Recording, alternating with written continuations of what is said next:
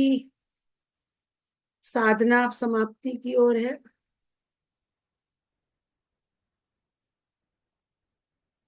कुछ लोग हो सकता है वो पंचांग देख के मना रहे हैं, वैसे शांति कुंज के हिसाब से तो कल पूर्णाहुति है। और गुरुदेव कभी इस सिस्टम को कम ज्यादा को फॉलो नहीं करते थे। गुरुदेव के हिसाब से 8 दिन का जप और 9वें दिन पूर्णाहुति, फिर चाहे कम दिन के पढ़े नवरात्र, चाहे ज्यादा दिन के पढ़े। देखिए, गुरु कृपा से आपने सब लोगों की दुविधा दूर कर दी। मैंने तो शांति कुंज में जैसा हो रहा है वैसे ही बता रही हूँ। सबसे मैंने उत्तम। कंफर्म भी कर लिया, वैसे हमेशा ही ऐसा होता है वहां पर। चूंकि इस बार ऐसा कंफ्यूजन था तो मैंने कंफर्म कर लिया, कल ही पूर्ण होती है वहां पे भी। यानी कल सुबह हम लोग यज्ञ करके पूर्णाहुति कर लें। हाँ हाँ।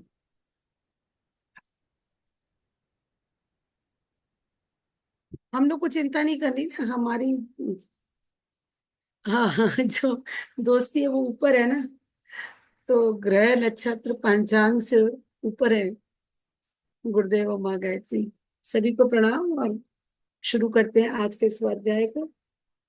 परम पूज्य गुरुदेव परम वंदनीय माता जी का ध्यान करते हैं। उनकी ही सूक्ष्म उपस्थिति में, उनके ही दिव्य संरक्षण में ये स्वाध्याय का क्रम चल रहा है। उनकी कृपा से हम बार बार यहाँ पे जो भी पढ़ते हैं, समझते हैं, डिस्कस करते हैं, उसका चिंतन मनन करते रहे।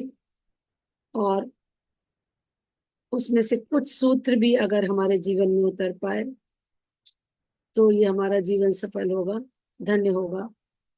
गुरु कृपा बनी रहे, इसी भाव के साथ एक बार गायत्री मंत्र।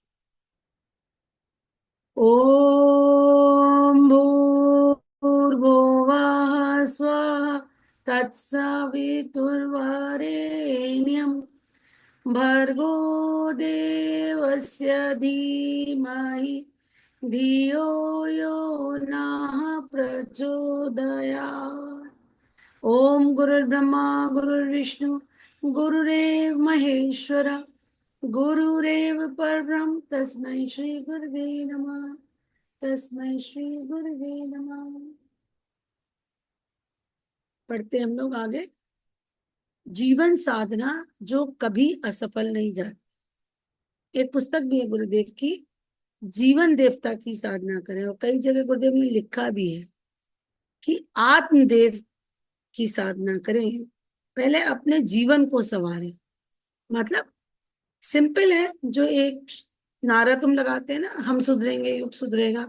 तो कांस्टेंट निगाह जो है हमें अपने ऊपर रखनी है, अपने जीवन को किस तरह से उत्कृष्टता पे लेकर जाना है, और अपने दोष दुर्गुण कैसे कम करके सद्गुणों का रोपण करना है। और जीवन साधना कभी असफल नहीं जाती ना, क्योंकि हम यहाँ पे याचक नहीं बन रहे हैं। हम किसी भी देवी देवता के आगे हाथ नहीं पसार रहे हैं। हम साधना के मार्ग पर अग्रसर हो रहे हैं और सही अध्यात्म को समझ रहे हैं। बालक की तरह मनुष्य सीमित है, उसे असीम क्षमता उसके सुसंपन्न सृजेता भगवान से उपलब्ध होती है, पर यह सशर्त। छोटे बच्चे वस्तुओं का सही उपयोग नहीं जानते, ना उनकी संभाल रख सकते हैं। इसलिए उन्होंने दुलार में जो मिलता है हल्के दर्जे का होता है। गुब्बारे, झुनझुने, सीटी, लेमन जूस, तरकी विनोद वाली वस्तुएं ही मांगी जाती है और पाई जाती हैं। प्रौढ़ होने पर लड़का घर की जिम्मेदारियां समझता और निभाता है। फलता बिना मांगे उत्तराधिकार का हस्तांतरण होता जाता है। इसलिए प्रार्थना याचना नहीं करनी पड़ती, ना दांत निपोड़ने पड़ते, ना नाक रगड़नी पड़ती है। जितना हमें मांगने में उत्साह है, उससे 1000 गुना देने में उत्साह भगवान को और महामानवों को होता है। कठिनाई एक पड़ती है, सदुपयोग कर सकने की पात्रता विकसित हुई या नहीं। है ना, बहुत ही सिंपल शब्दों में बहुत बड़ी बात गुरुदेव ने कह दी है। पहले जांचा जाएगा आपको, आपको परखा जाएगा कि ये दे तो दिया, पर उसका आप यूज कैसे कर रहे हैं। इस संदर्भ में भविष्य के लिए झूठे वादे करने से कुछ काम नहीं चलता। प्रमाण ये देना पड़ता है कि अब तक जो हाथ में था उसका उपयोग वैसा होता रहा है हिस्ट्री सीट इसी से बनती है, और प्रमोशन में ये पिछला विवरण ही काम आता है। हमें पिछले कई जन्मों तक अपनी पात्रता और प्रामाणिकता सिद्ध करनी पड़ी है। जब ये बात पक्की हो गई तो ऊंचे क्षेत्र से अनुग्रह का सिलसिला अपने आप ही चल पड़ा। सुग्रीव, विभीषण, सुदामा, अर्जुन आदि ने जो पाया, जो दिखाया, ये उनके पराक्रम का फल नहीं था, उसमें ईश्वर की सत्ता और महत्ता काम करती रही है। बड़ी नदी के साथ जुड़ी रहने पर नहरों के साथ जुड़े रजवाहे खेतों को पानी देते रहते हैं। यदि इस सूत्र में कहीं गड़बड़ी उत्पन्न होगी तो अवरोध खड़ा होगा और सिलसिला टूटेगा। भगवान के साथ मनुष्य अपने सुदृढ़ संबंध सुनिश्चित आधारों पर ही बनाए रह सकता है। उसमें चापलूसी जैसी कोई गुंजाइश नहीं है। भगवान की किसी से निजी मित्रता है, न शत्रुता। वे नियमों से बंधे हैं, समदर्शी हैं। एक भजन है ना सूरदास जी का, समदर्शी है नाम तिहारो। अगली लाइन नहीं याद आ रही, अब याद आएगी तो बताऊंगी, या उसका लिंक भेजूंगी। बहुत अच्छा भजन है उसके अंदर। हाँ, सूरदास जी का भजन है, समदर्शी है नाम तिहारो। आगे की लाइन अभी देखती हूँ, बताऊंगी। तो ये सिंपल सी चीज अध्यात्म की राह पे चलने वाले को समझ में आ जाती है कि भगवान किसी का ना मित्र है, कोई शत्रु नहीं।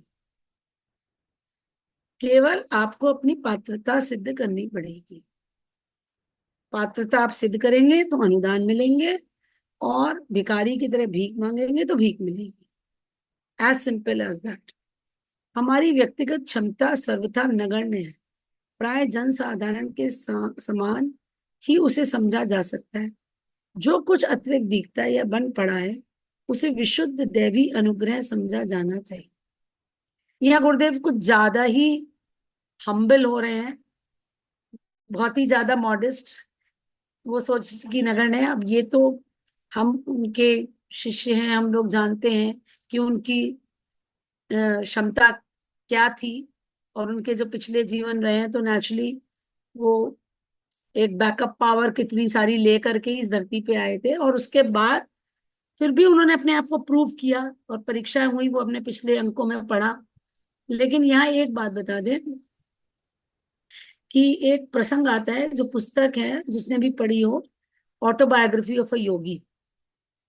Autobiography of a Yogi Kriya Yoga के जो योगानंद जी हुए, जिनके गुरु थे युक्तेश्वर गिरी, और उनके गुरु थे लाहिड़ी मास्टर। और लाहिड़ी मास्टर शिष्य थे दादा गुरुदेव के ही। दादा गुरुदेव को वो लोग महाअवतार बाबा जी कहते हैं। और उसी पुस्तक में ये प्रसंग मिलता है कि महाअवतार बाबा जी ही दादा गुरुदेव है, क्योंकि एक लाइन आती है कि महाअवतार बाबा जी ऑल्सो इंडक्टेड कबीरदास जी। तो कबीरदास जी हमारे गुरु है, तो वो मतलब 2+2 4 करके लगा लिया गया। तो उनके लिए एक प्रसंग आता है कि अ, एक बार युक्तेश्वर गिरी कुंभ में गए, और वहां उन्होंने महाअवतार बाबा जी को देखा। और महाअवतार मतलब कुंभ की जो महत्ता है वो गुरुदेव ने भी बताई है, और उस किताब में बताई गई कि वहां पे हिमालय वासी सत्ताएं, बहुत ऋषि सत्ताएं, अदृश्य और दृश्य दोनों तरीके से वहां कुंभ के क्षेत्र में रहती है। कुछ अदृश्य होती है, कुछ शरीर धारण करके आती है। तो महाअवतार बाबा जी को उन्होंने देखा। एक साधु, जो एक्चुअली साधु भी नहीं था, पाखंडी था, ऐसे जैसे वेश बना लेते हैं साधु का, वैसे भी घूमते हैं उस क्षेत्र में, उनके बर्तन झूठे वो धो रहे थे। तो युक्तेश्वर गिरी, वो जो कि मैंने पुस्तक इंग्लिश में पढ़ी हुई है, तो उसमें आता है, why baba ji, why you are doing this, he is not even a sadhu. तो बोले, my son, God likes humility the most, the quality which God likes most is humility. तो जितने हम ये क्वालिटी को अपने अंदर डेवलप करेंगे, उस उतने ही हम ईश्वर के नजदीक होते जाएंगे। तो यहाँ पे गुरुदेव के देखिए इस मतलब व्यक्तित्व के इस रूप का परिचय हमें मिल रहा है। कितनी सहजता से गुरुदेव लिख रहे हैं, हमारी व्यक्तिगत क्षमता सर्वथा नगण्य है। प्राय जन साधारण के समान ही उसे समझा जा सकता है, जबकि हम लोग जानते हैं कि ऐसा नहीं। जो कुछ अतिरिक्त दिखता है या बन पड़ता है विशुद्ध दैवी अनुग्रह समझा जाना चाहिए। दैवी अनुग्रह तो उसी के साथ आएगा ना जो पात्र पात्र होएगा। ये सीधा कम और मार्गदर्शक के माध्यम से अधिक आता आ रहा है। सीधा कम, हाँ ये इंपॉर्टेंट है, ये लाइन इंपॉर्टेंट है। सीधा कम और मार्गदर्शक के माध्यम से अधिक आता है, मतलब गुरु के थ्रू चैनलाइज होता है, इसीलिए गुरु का महत्व। तो आज जब हम संगठन की बात करते हैं, यहाँ ये कहना उचित होगा कि आप जब संगठन के साथ चलेंगे। हाँ, दीदी ने लिख के भेजा, समदर्शी है नाम त्यारो, चाहे तो पार करो, प्रभु जी मोरे अवगुण चित्त न धरो। ये जो गीत भजन की बात में कर रही थी। आगे जो हम बात करें कि आप कई बार अहंकार में आकर के या कर्ता भाव बहुत जागृत हो जाए, तो हम संगठन के कार्य में सोचते हैं ये हम कर रहे हैं। और फिर आपका जब अहम जागृत होता है या आप सोचते हैं मैं कर रहा हूँ, मैं कर रहा हूँ, तो आप कुछ ऐसा अचिंत चिंतन कर लेते हैं जो नहीं होना चाहिए, कुछ ऐसे शब्द बोल देते हैं। लेकिन अगर ये जरा भी हमारे अंदर, वो तो गुरुदेव इतने दयालु हैं कि गिरने नहीं देते, लेकिन अगर बहुत ज्यादा अहंकार हावी हुआ, तो फिर अगर हम मेन स्ट्रीम से कटेंगे तो वो जो शक्ति का स्रोत है ना, जो ऊर्जा आ रही है वो कट जाएगा। ये मैंने इसलिए बात करी क्योंकि समय कई बार ऐसा विपरीत हो जाता है, बुद्धि भी खराब हो जाती है कई बार, तो इस बात का हमें ध्यान रखना चाहिए। कम वॉट में जब तक हम मेन स्ट्रीम में हैं, जब तक नाला गंगा में मिल रहा है तब तक वो पवित्र है। नाला गंगा से कट गया तो नाला ही रहेगा। ये हमको समझना है। पर इससे कुछ अंतर नहीं आता। धन बैंक का है, भले ही वे नकदी के रूप में चेक ड्राफ्ट आदि के माध्यम से मिला, मतलब कृपा ईश्वर की है। अब वो कोई भी माध्यम बने, गुरु के माध्यम से आए, तो वह दैवी उपलब्धि किस प्रकार संभव हुई? इसका एक ही उत्तर है, पात्रता का अभिवर्धन। उसी का नाम जीवन साधना है। उपासना के साथ उसका अनन्य एवं घनिष्ठ संबंध है। अगर उपासना सही तरीके से करी गई है तो पात्रता ऑटोमेटिकली बढ़ेगी। बिजली धातु में दौड़ती है, लकड़ी में नहीं। आग सूखे को जलाती है, गीले को नहीं। माता बच्चे को गोदी तब लेती है जब वे साफ सुथरा हो। मल मूत्र से सना हो तो पहले उसे धोएगी, पोछेगी, इसके बाद ही गोदी में लेने और दूध पिलाने की बात करेगी। भगवान की समीपता के लिए शुद्ध चरित्र आवश्यक है। कई व्यक्ति पिछले दिनों में तो मलिन रहे हैं, पर जिस दिन से भक्ति की साधना अपनाई, उस दिन से अपना कायाकल्प कर लिया। वाल्मीकि, अंगुलीमाल, बिल्वमंगल, अंजामिल आदि पिछले जीवन में कैसे ही क्यों ना रहे, जिस दिन से भगवान की शरण में आए, उस दिन से सच्चे अर्थों में संत बन गए। सूरदास जी का नाम ही बिल्व मंगल था।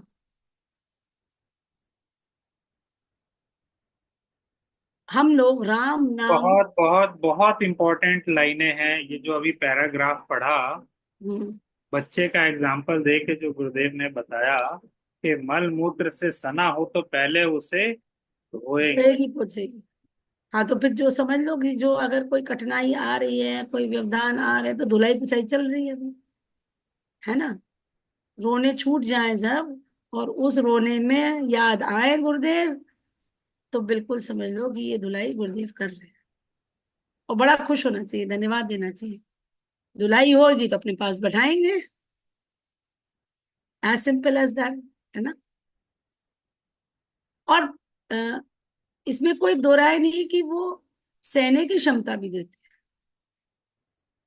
हैं। ऐसा नहीं कि धुलाई ही करते हैं, संभालते भी वही है, क्षमता भी वही देते हैं, आत्मबल भी वही देते हैं। बस ये चेकिंग हो जाती है कि समर्पण आया कि नहीं है।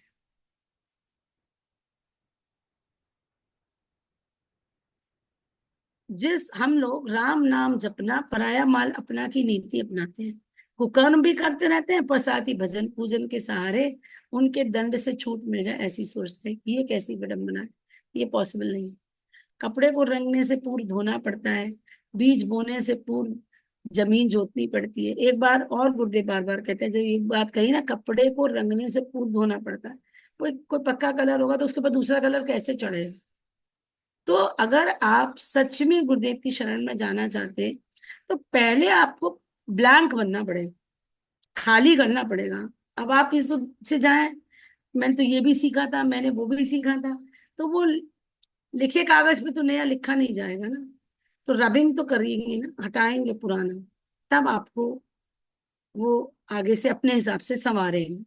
तो ये बात मैंने देखी है कि आना चाहते हैं लोग, जुड़ना भी चाहते हैं, लेकिन अभी अंदर से ये भाव नहीं गया कि मुझे ये आता है, मुझे वो आता है, मैं ये कर रहा हूं। मैं उदाहरण, मतलब मेरे दिमाग में पिक्चर क्लियर है, मैं नाम नहीं बता सकती, पर तो मैं देखती हूँ कि वो जुड़ते जुड़ते एक कदम दूर रह जाता है।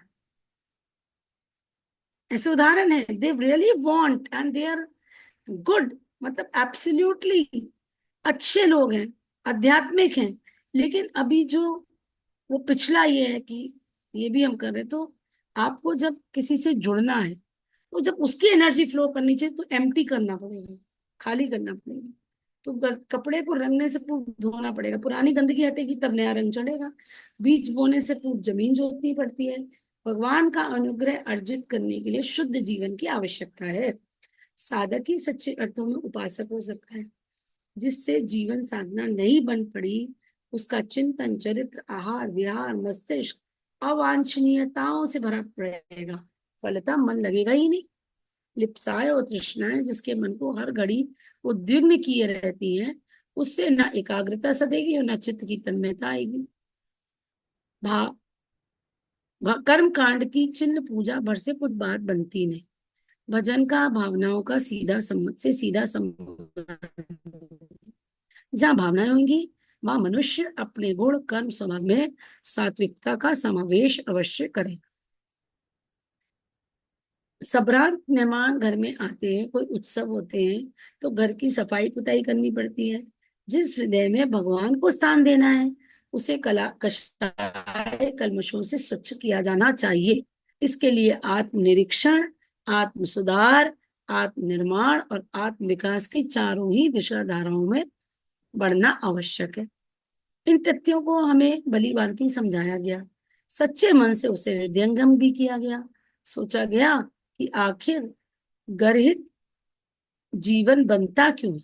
निष्कर्ष निकाला कि इन सभी के उद्गम केंद्र तीन है: लोभ मोह अहंकार। कई जगह हम पहले भी पढ़ चुके हैं ये और पुस्तकों में। लोभ मोह अहंकार, जिसमें जिसकी इनकी जितनी ज्यादा मात्रा होगी, वह उतना ही अवगति की ओर घिसटता चला जाएगा। ऐसा नहीं है कि लोभ मोह अहंकार को एक दिन में छूट जाता है, लेकिन अगर आप उसको समझते हैं तो डेफिनेटली वो शनै शनै कम होता चला जाता है। और फिर आपकी खुद अंदर से एक आवाज आती है कि हाँ, यहाँ पे हमने ये लोभ किया, बता दिया। यहाँ पे ये मोह है, आसक्ति है, ये प्रेम नहीं है। इसका अंतर समझ में आता है।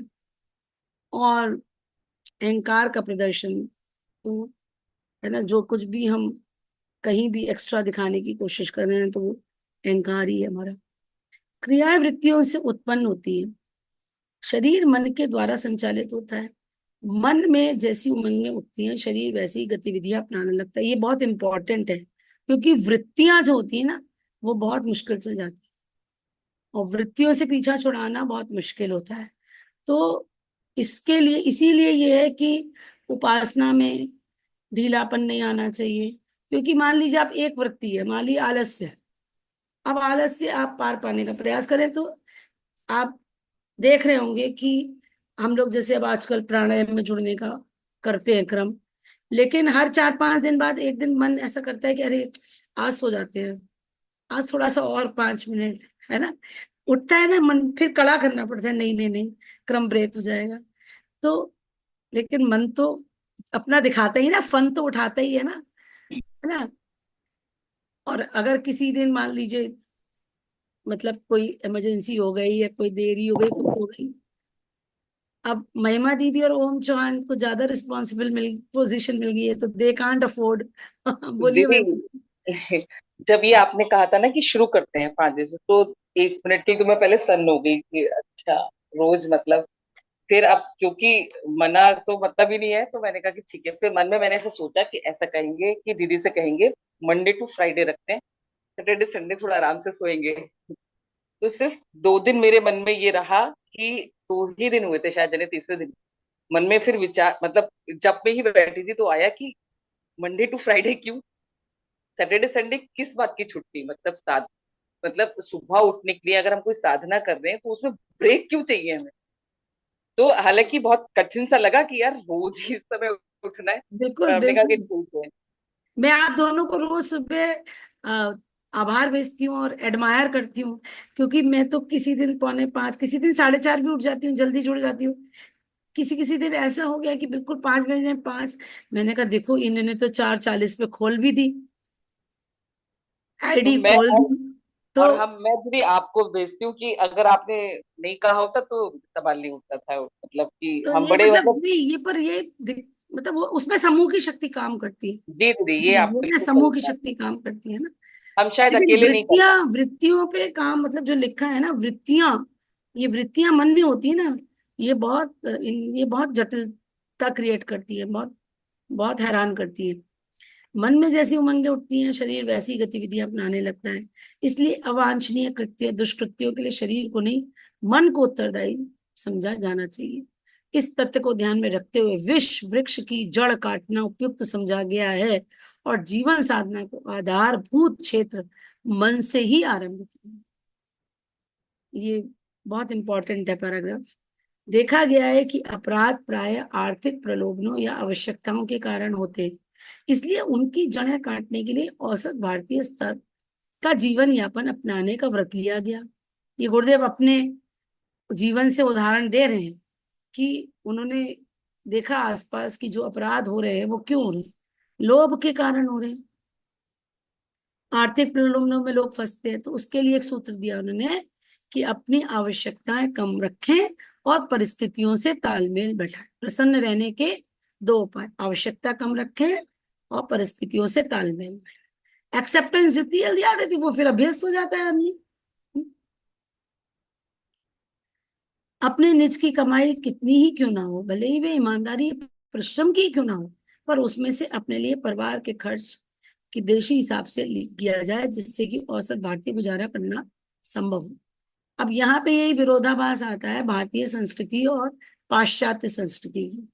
ईश्वर चंद्र विद्यासागर का उदाहरण गुरुदेव कई जगह देते हैं कि वो 500 रुपए कमाते थे और 50 रुपए निर्वाह के रख करके 450 रुपए वो गरीब बच्चों की शिक्षा के लिए खर्च किया करते थे।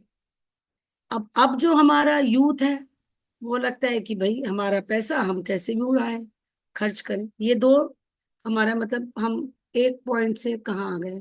तो वापस हमारे यहाँ जो हमारी संस्कृति के आधारभूत तत्व है, सेवा, संयम, संतोष, ये कम में गुजारा करना, मतलब ओढ़ी हुई गरीबी जिसे गुरुदेव कहते हैं, तो वो बहुत आवश्यक है। क्योंकि जब अब सब, चाहे वो ईमानदारी से क्यों ना कमा रहे हो, चाहे अपनी मेहनत से कमा रहे हो, लेकिन अगर एक एवरेज जीवन स्तर सबका लगभग एक सा हो जाए तो बहुत सारे अपराध और बहुत सारी मन की वृत्तियों पे कंट्रोल किया जा सकता।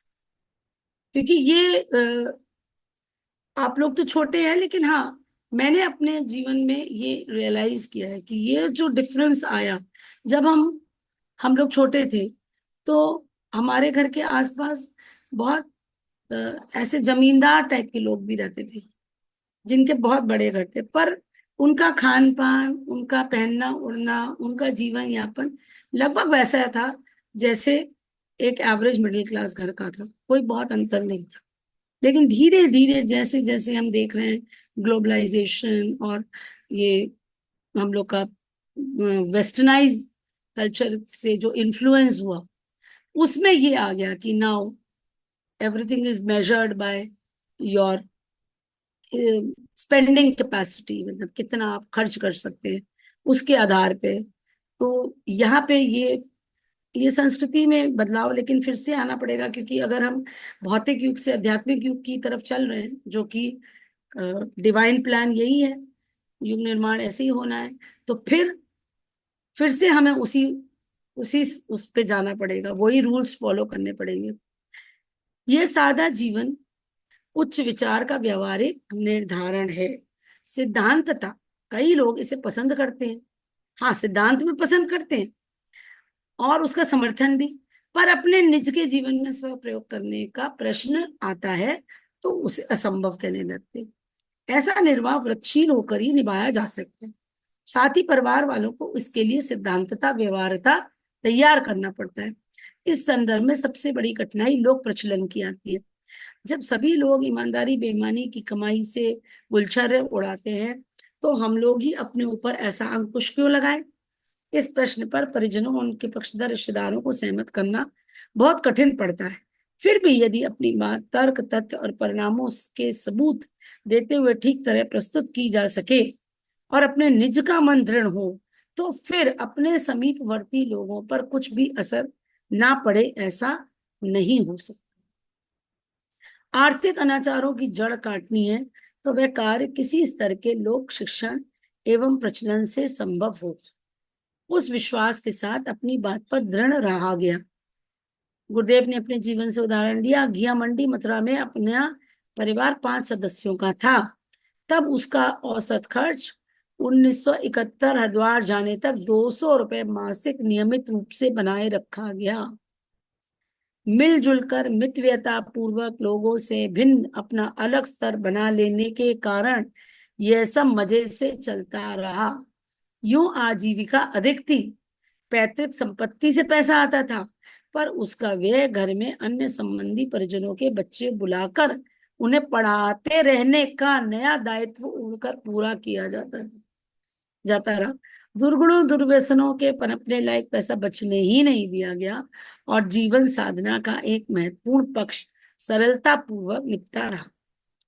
मोह परिवार को सजाने, ये तो हो गई बात की कैसे कम में निर्वाह किया गुरुदेव ने। मोह परिवार को सजाने, संपन्न बनाने, उत्तराधिकार में संपदा छोड़कर मरने का होता है। लोग स्वयं विलासी जीवन जीते हैं और वैसे ही आते बच्चों को भी डालते हैं। फलता अपव्यय का सिलसिला चल पड़ता है और अनीति की कमाई के लिए अनाचारों के विषय में सोचना और प्रयास करना होता है। दूसरों के पतन व अनुभवों से लाभ उठाया गया और उस चिंतन तथा प्रचलन का घर में प्रवेश नहीं होने दिया गया। इस प्रकार अपव्यय भी नहीं हुआ, दुर्गुण भी नहीं बढ़े, कुप्रचलन भी नहीं चला, सुसंस्कारी परिवार विकसित होता चला गया। तीसरा पक्ष अहंता का, अहंकार का। शेखी खोरी, बड़प्पन, ठाट बाट, सज धज, फैशन आदि में लोग ढेरों समय और धन खर्च करते हैं। निजी जीवन तथा परिवार में नम्रता और सादगी का ऐसा ब्राह्मणोचित माहौल बनाए रखा गया कि अहंकार के प्रदर्शन की कोई गुंजाइश नहीं थी। हाथ से घरेलू काम करने की आदत अपनाई गई। माता जी ने मुद्दतों हाथ से चक्की पीसी है।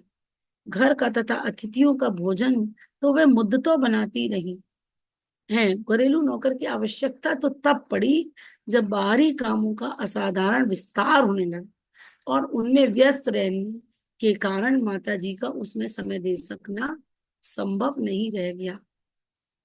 यह अनुमान गलत निकला कि ठाट बाट से रहने वालों को बड़ा आदमी समझा जाता है और गरीबी से गुजारा करने वाले उद्विग्न अभागे पिछड़े पाए जाते हैं। हमारे संबंध में ये बात कभी लागू नहीं।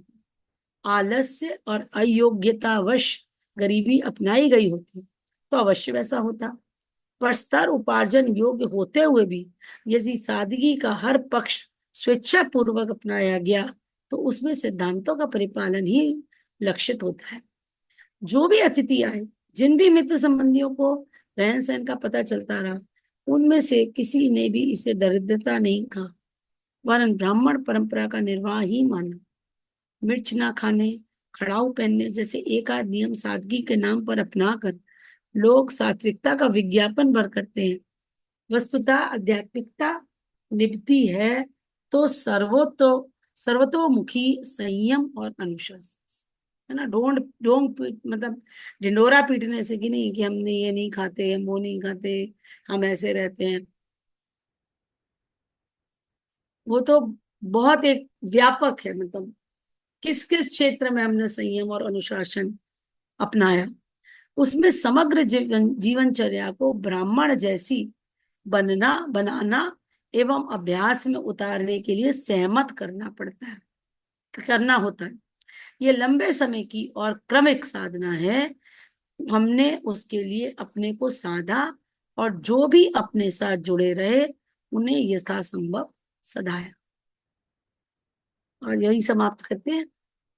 अब इसमें हमको चिंतन करना पड़ेगा कि कहाँ कहाँ। आज एक और लाइन माता स्वाध्याय के अंदर बहुत हाईलाइट करके, मतलब जैसे आपने कल कहा था ना, वो करने के लिए कि वस्तुतः आध्यात्मिकता निभती है सर्वतोमुखी संयम और हाँ, अनुशासन। एक क्षेत्र में नहीं, सर्वतोमुखी। सर्वतोमुखी। इन दीदी प्रणाम। एवरी। जी प्रणाम जी। सर्वतोमुखी का मतलब तीनों संयम हमें, विचार संयम, समय हाँ, संयम और इंद्रिय संयम। और अर्थ संयम, चार संयम। ये अच्छा, हाँ, चारों संयम का पालन करना। जी, और अनुशासन। हाँ, जी। ठीक है, तो आज इसको यही समाप्त करते हैं। कल आगे बढ़ाएंगे इसको। सभी को प्रणाम। सभी प्रणाम का दीदी। बहुत आभार जुड़ने के लिए। शुभ रात्रि। ओम शांति शांति शांति।